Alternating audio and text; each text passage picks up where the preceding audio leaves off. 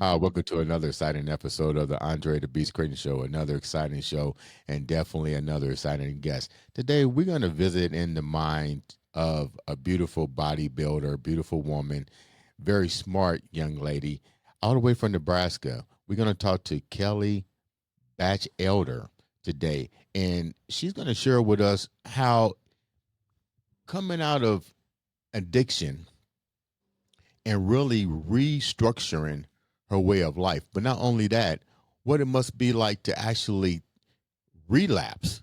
On top of that, thinking that you have control of your life when realizing that at the end of the day, you might need to do a little bit more work. But the thing about it is, are you willing to put in the work to get the help you need to keep that beast mindset to keep moving forward?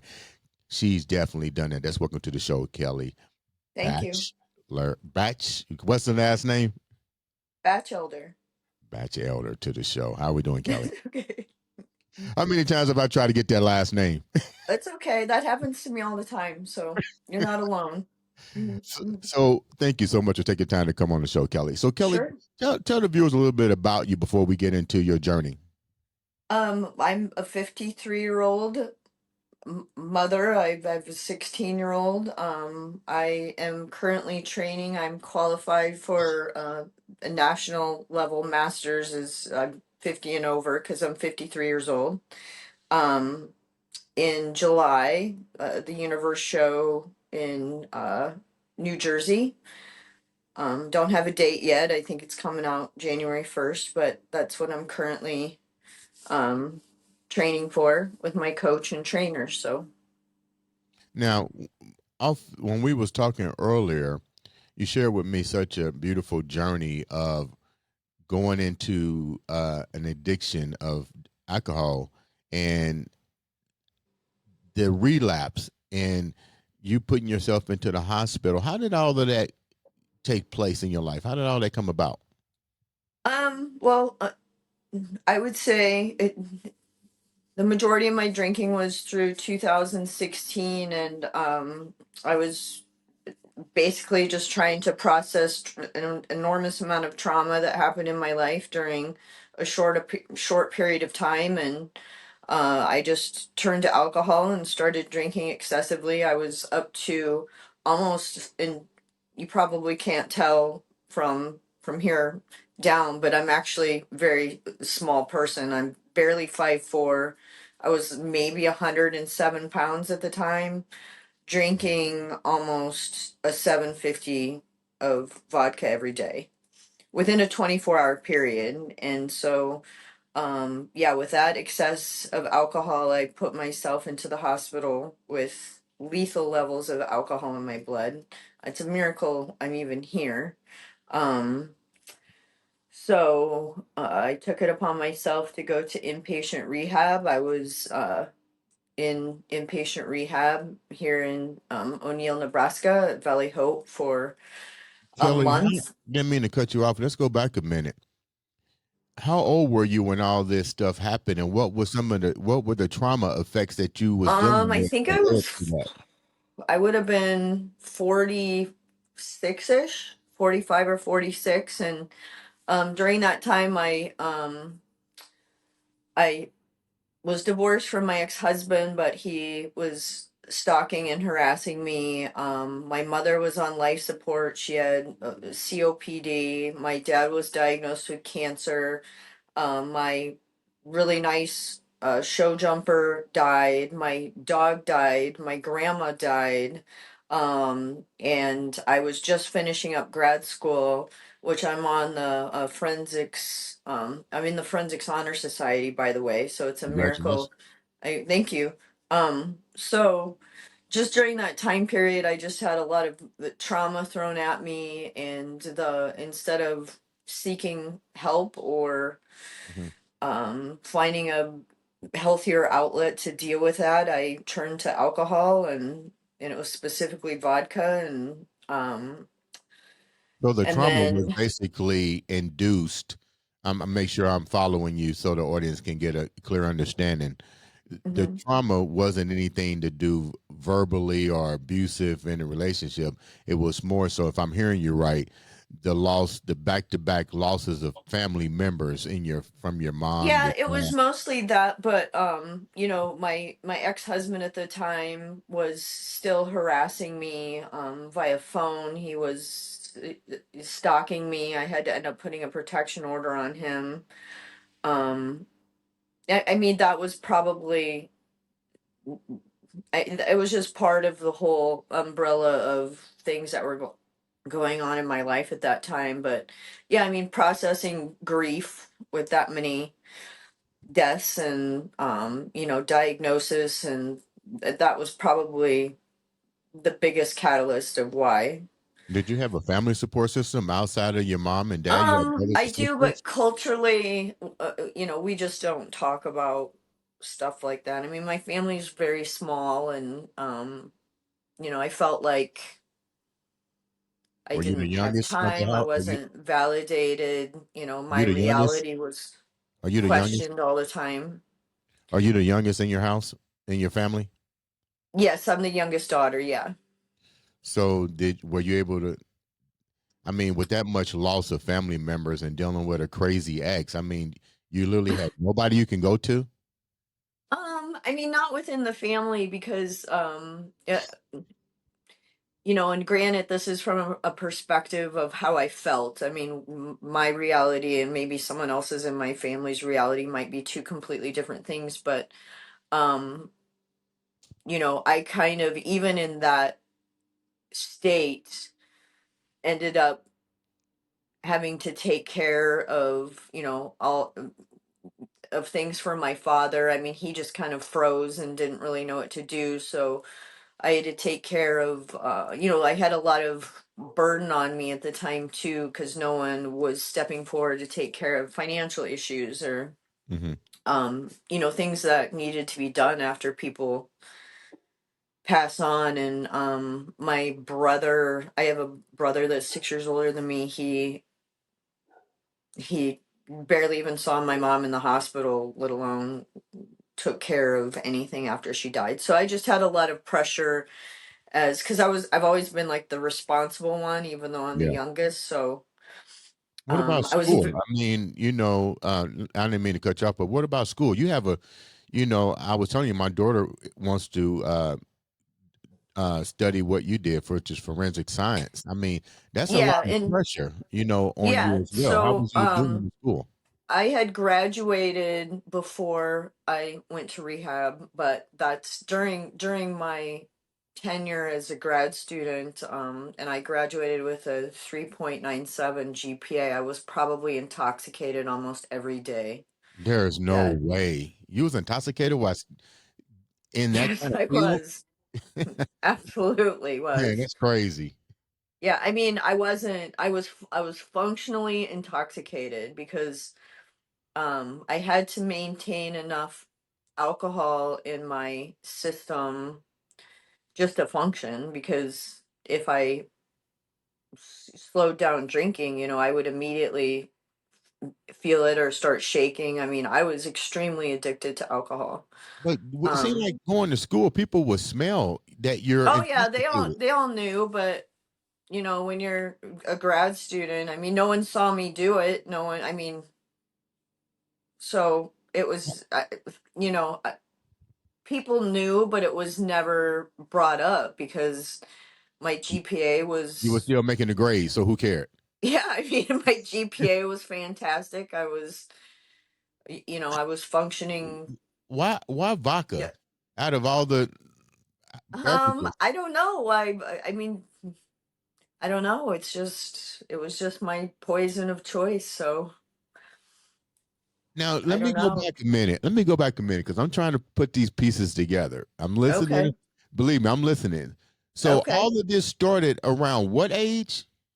Probably 45, 46 ish. Okay, what was your life like before that? I was married to a man who was very controlling, very narcissistic. He was very well off. I mean, he still How old is. were you when you got married? That's another factor I I want was to know. 28 Okay, when so I got just putting married to together a him. timeline. Okay, 28. Your mom and dad are Yeah. still with us at this particular point in life, Mm-hmm. right?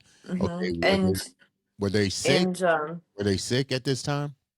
yeah, I mean my mom fought COPD for probably 12 years, so yeah, a Okay. huge portion of my marriage to my ex-husband. Okay, so you were still She dealing with uh, situations health wise with your family at this age, and you get married. Yes. Now, what happens? You mean with the health of my family? No, no, no. I'm trying to put together how quickly this trauma took place because you got married about 28, right? Yeah, so it probably started happening, I would say probably when I was 44, 45. Everything kind of started going downhill at that point. Hmm. With the diagnoses, and because my mom was on life support for like a year and 3 months. So, um, so yeah, I mean, if I would say probably started when I was 44. When did And you when did you realize that you said you went to this is crazy because I've heard of functional alcoholics. mm-hmm, I've heard of it, and first time I ever talked to somebody that's gone through it. right. When do you really wake up and say you're not? Let me use this word. You're not intelligent by any means. You had to Um, you had to come to your senses and say, look, this isn't cool. right. I think when I got, I, it accelerated very, very quickly, but it accelerated so quickly that my body became physically dependent upon it. And I always wanted to stop, and I tried to stop multiple times, but anytime I tried to stop cold turkey, it was almost medically dangerous. And that's one of the times I ended up in the emergency room because basically you just start tremoring Mhm. when you're going through withdrawal, and it's really not safe to do when you get to that point without medical assistance, because they'll give you anti-seizure medication. The withdrawal process, mine was like 5 days long. um How when I was went to that for rehab, you? so I was medically monitored for 5 days with anti-seizure medication, and they give you Ativan.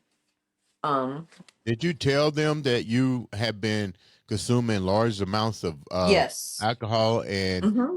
what was their treatment plan for you? I mean, when it was all said and done, did they just like say, okay, you're good without a follow up program? Did they give you instructions to at least try to help you to help yourself? No, and I think that's a huge void in our mental health system. And again, this is just my personal experience. Is I mean, I give Valley Hope a lot of credit. They basically saved my life, but rehab programs are very good at getting you to stop drinking and getting you clean, and um but they don't do a good job of The teaching follow you up. how to cope with the environment that you're going to get thrown back into.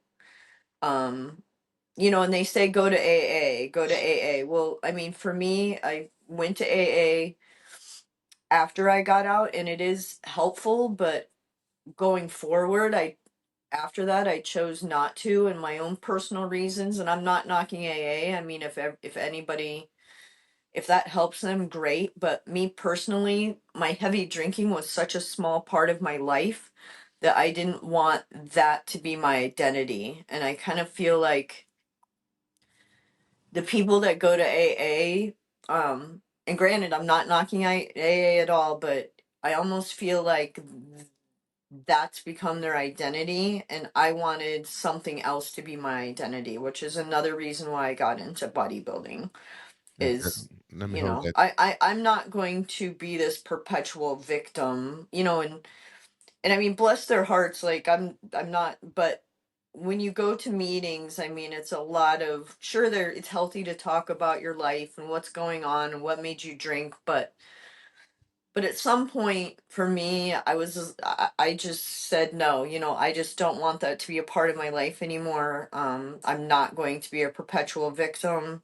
I Mhm. need to channel this into something else more positive, and So that was a huge catalyst for me getting into bodybuilding. How many times that you did when you're talking about alcohol addiction or any addiction? Hmm. I like the fact that you recognize that maybe that's not for you. And I like the fact that you cleared up. You're not knocking AA. You had to figure out what works for you. But at this Right. particular point in your life, bodybuilding was not introduced because you said you had a relapse. I mean, so did you have the relapse after you had participated in a couple of AA meetings, or what led to Um, the relapse? yeah, I mean, I've been completely sober for almost 4 years now. So the relapses happened before I started the bodybuilding journey. That the relapses happened usually if I don't feel validated, if I feel like my life's out of control. Like, I had to identify what are the triggers, because usually it's not, but people mistake, oh well, we can't drink around you, or don't go to the bar because that's going to trigger you. I mean, what people don't understand is that's not what triggers us. And I've obviously talked to a lot of addicts because I've been around a lot of them. But it's usually a relapse will happen a month, if not more, before you even take a drink, because you start, and everybody has their own trigger. But for me personally, if I feel like my life's out of control, which ironically, and this is kind of, I think, goes along with the subject matter of the concept of what we're talking about, is the whole, beast mode thing. It's you have to be strong enough to identify, am I looking for an excuse to drink? Am I looking for, because I'm not going to get into the chemistry and the biology of addiction, because that's a whole nother subject matter. I'm just speaking behaviorally. um you have to recognize that, because it happens way in advance before you take a sip of alcohol. And So I you guess have what to be you're, able to play the tape forward yeah. and say, where is this going to, nothing good comes out of this. It's 15 minutes of euphoria and weeks of apologizing, for your crazy text messages you sent to somebody, or being Did a you jerk to your ever suffer family, from or some of the did you ever suffer from some of the classic stories that you hear from people that have that, like putting yourself in harm's way, like blacking out, not oh, remembering for what you sure. did Yeah, I last mean, I night? was in the emergency room almost. I mean, I had lethal levels of alcohol in my system. Like, I in reality should not even be speaking to you right now. I mean, it was very bad. You Yeah. mentioned something when I just a couple minutes ago. You said I can relate. I've been around addiction and around addicts. What do you mean by that? Who have you been around I and mean, working in forensics, we dealt with okay, through school. addicts, and then I've been to inpatient rehab 2 times. So during our, there's we have groups where we talk and that type of thing. And so, and I, having my degree, and it's basically forensic psychology, or behavior, it's the behavioral track, is, I just kind of pick up on, similarities, or, other behaviors of individuals, of, human psychology is extremely easy if you think about it. All human behavior stems around, you can read any theory you want, Skinner, Freud, whatever, but it comes down to, people do something to get what they want, or to get away from something. I mean, that's That's, all it is, that's all it is. and so addiction behavior is getting away from something. It's What were you I getting don't away want to from? Was it feel just I the don't want fun? to feel this pain, so I'm going to drink, or I want to drink to feel comfortable in a social setting. I mean, it's you have to ask what your why is, just like with bodybuilding, like, I don't know if you recall me saying this, but everything I do is 100, if not 1,000%. If I'm going to destroy myself, I'm going to be the best at it. If I'm going to, once I set my mind to to whatever my goal is, I'm going to do everything in my power to be the best that I can be. I'm not saying I'm expecting to win, or that's not my goal. I'm not chasing trophies or ribbons or whatever. I mean, it's I will put in 100% on anything that I do, and I also see that similarity among addicts. Let me ask you a Is what question. people don't realize is usually addicts are high IQ individuals, and we get frustrated when people don't understand where we're coming. I mean, there's 1,000 different reasons why people drink, but mine Let me ask you a was question real quick. Let's go back. okay. So before I forget the question, when the relapse happened and you had to go back into the center or whatever you had to go to, what Uh-huh. was the triggering factors to that? Did you put yourself in the wrong environment? Like, what was the reason for the second? Because the second one is when Yes, everything started to come together for you. yes, the second time was I was sober for a year and 3 months. I went to the Super Bowl party with a guy I was dating. I put myself in a playground that, was not healthy for me, around people that socially drink, and I at that point was not mentally healed enough to come to the conclusion that I'm never going to be a normal drinker again. I mean, it's just not going to happen. I completely rewired my chemistry, my brain chemistry,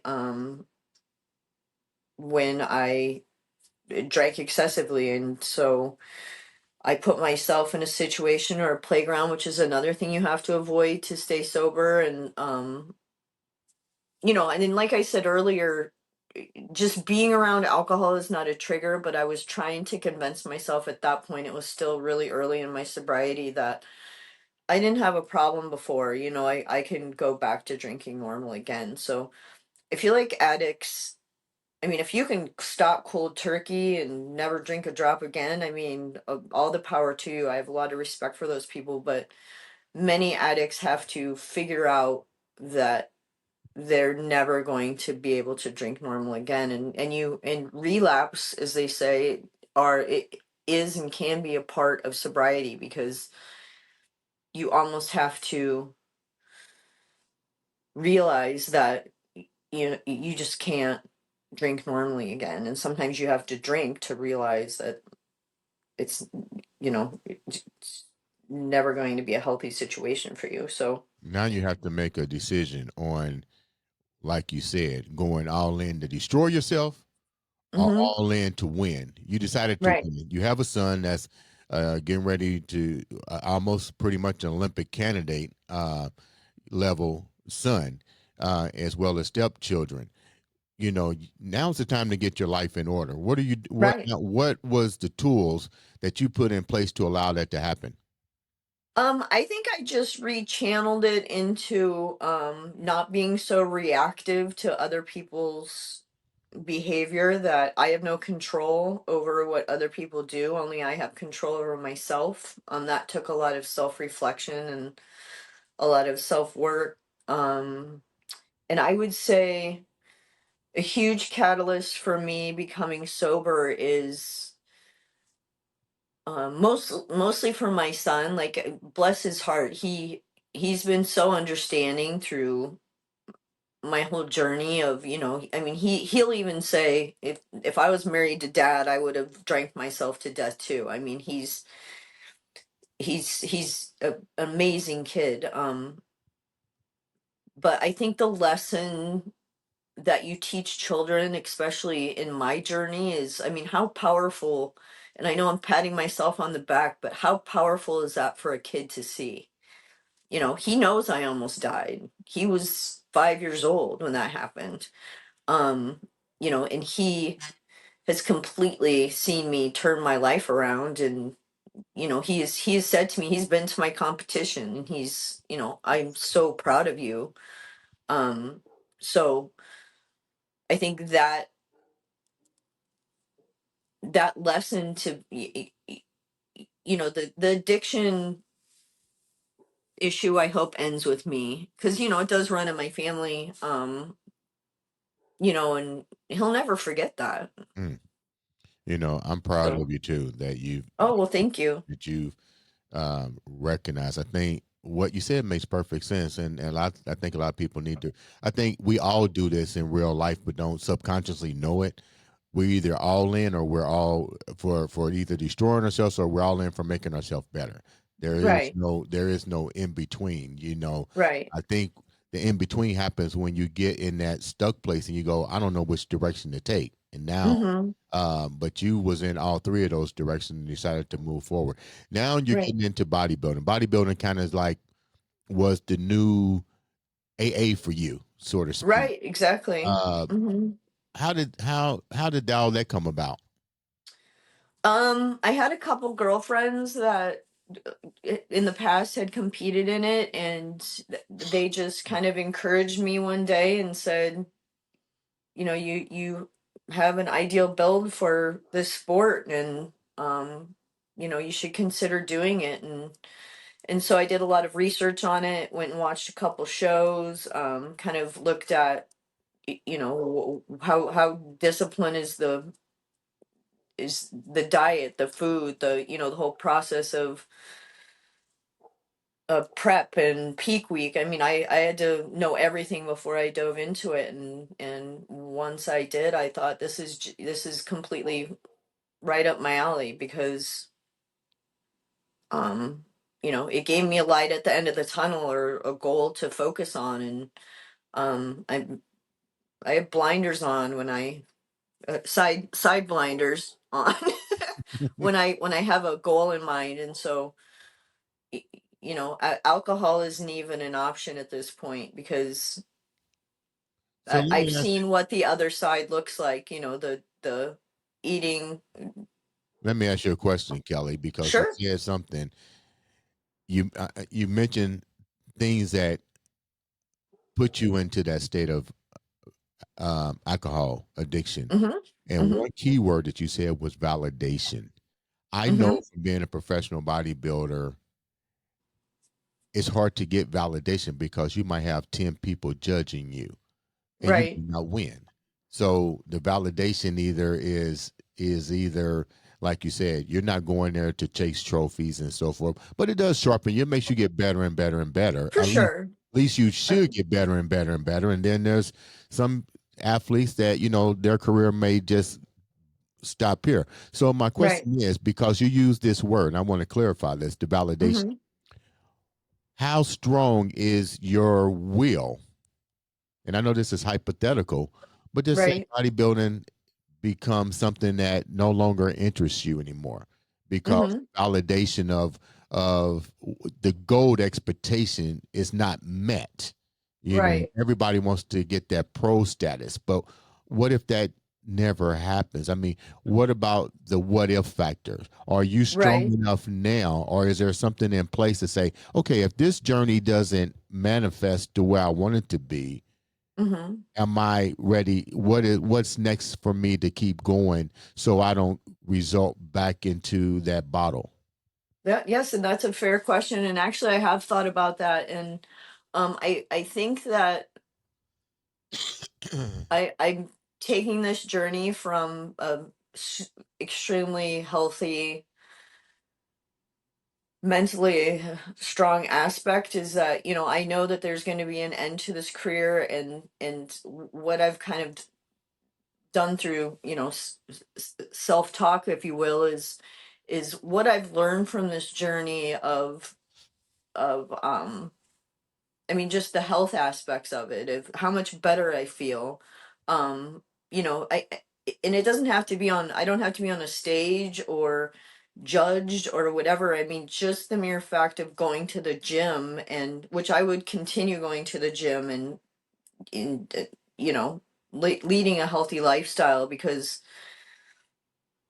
um, I've learned more about nutrition and how muscle mass affects longevity of your life. And I mean, just going to the gym, people are walking into a store or whatever. I mean, look at the average American. I mean, I don't mean to be a pessimist, but we're like the 1%. So when you walk into a place, just your mere presence, because you're fit, I mean, you get validation for that.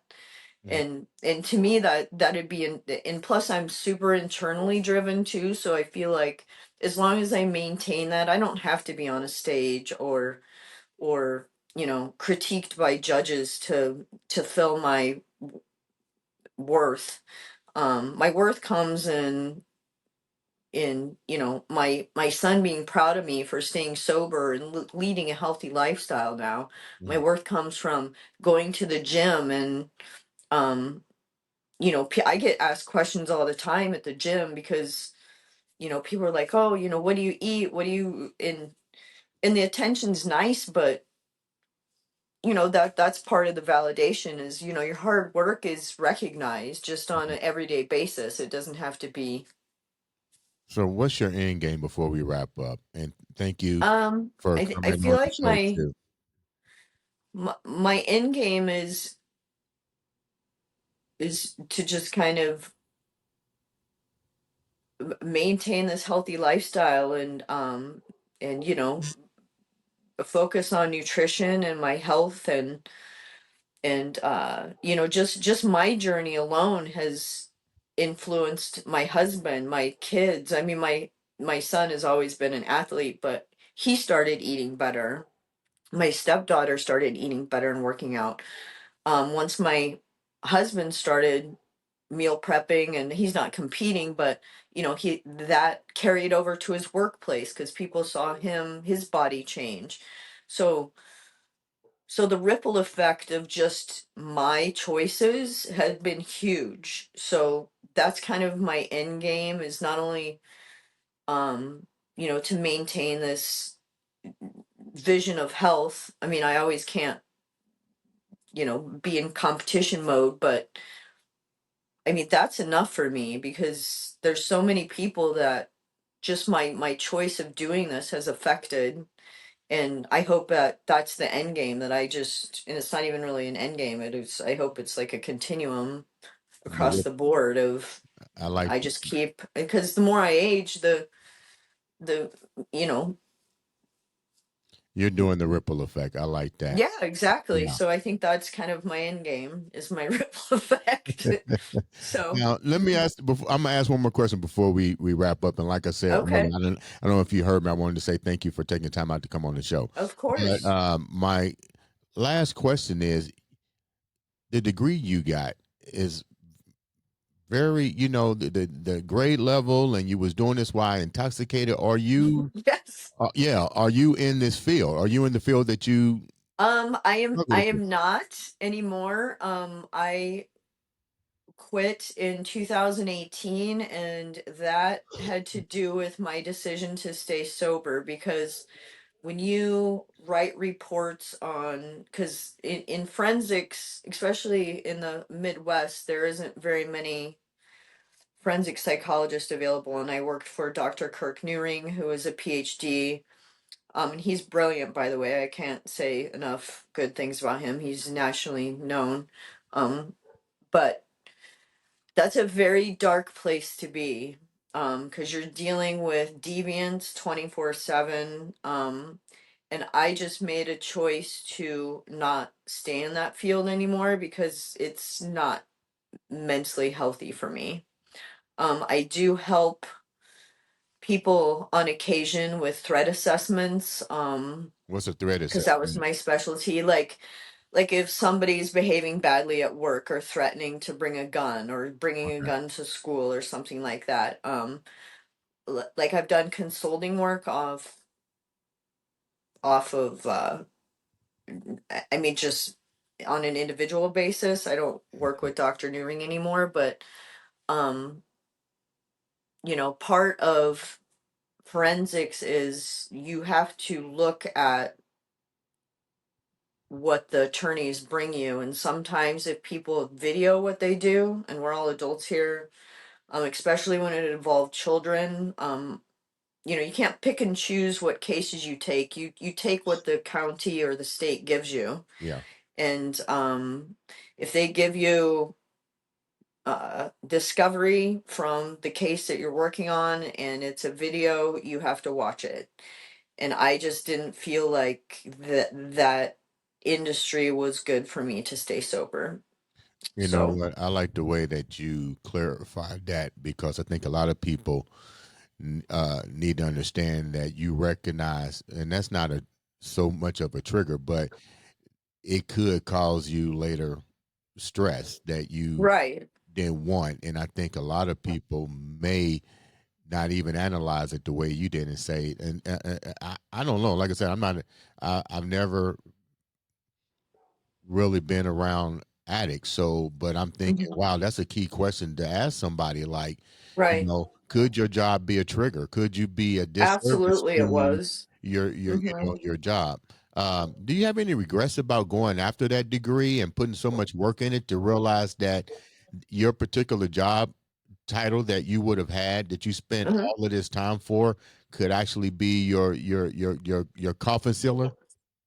Absolutely not, because the individuals that I met in that journey, like I dated a Miami-Dade pathologist, a forensic pathologist for 2 years. And we're still friends. He's an amazing individual. I mean, I just met amazing people during my tenure there, so no, I don't regret it at all.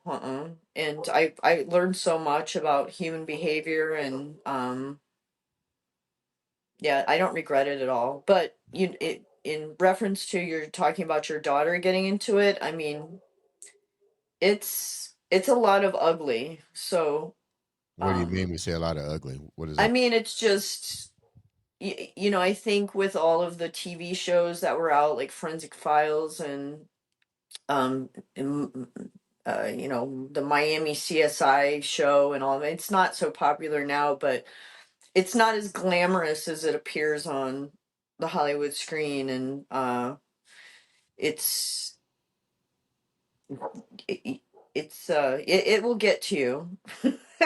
Really? I yeah, absolutely. I mean, you're dealing in deviance 24/7, and it does get to you for sure.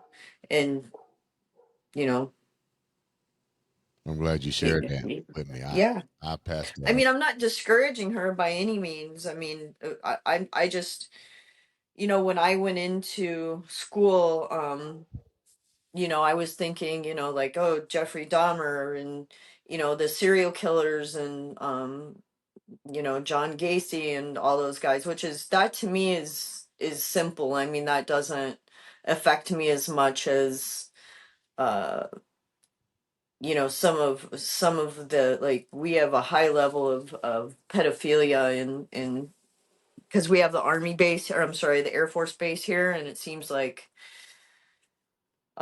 we were dealing with a lot of cases with that. And I just have a hard time with the kids aspect of it, and that really got to me, so I had to mm. get out of the industry. You know what? Once again, let me say thank you for coming out. How can the people follow you on social media? On Instagram, my handle's Kelly, Kelly, last name Thorngren, Thorngren dash Batchelder. That's Batchelder. So yeah, my that particular, I don't know if you looked at it at all, but it's more wrapped around my family and bodybuilding. So Okay, sounds like a my winner. bodybuilding journey. So Thank you so much for taking you're time to welcome. share Thank you.